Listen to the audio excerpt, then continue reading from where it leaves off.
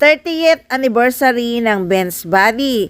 Kaya naman proud na proud si Janine Gutierrez na i-post nga ang kanyang mga photoshoot mula nung nagsimula siyang maging endorser ng Ben's Body.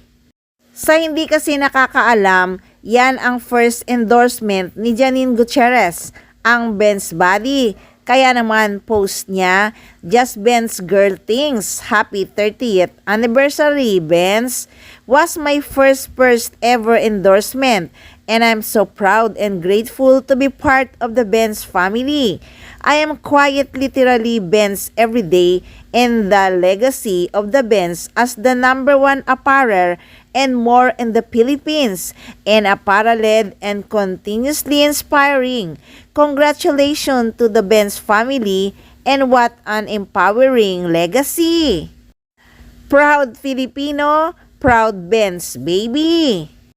Siguradong buong mundo hinahangaan ang pagiging model ni Janine Gutierrez ng Ben's Body. Iba kasi talaga ang ganda ni Miss Janine Gutierrez. Mix ba naman ng American, Spanish, and Filipino. That's why she extraordinary pretty woman.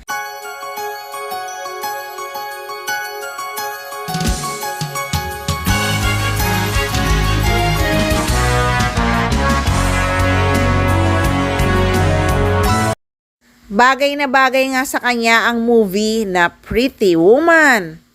Nako, sa totoo lang naman, si Janine Gutierrez talaga ang pinaka-sexing endorser ng Ben's Body.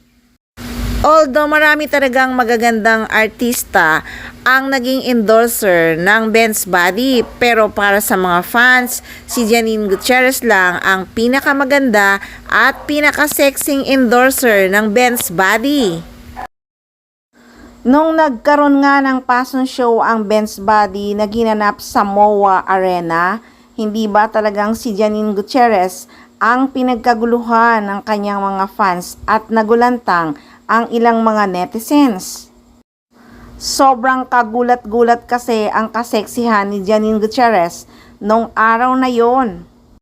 Sa lahat naman kasi ng participants ng Ben's Passion na yon, marami talaga ang nagsasabing si Janine Gutierrez ang pinaka nag-stand out sa lahat ng mga rumampa.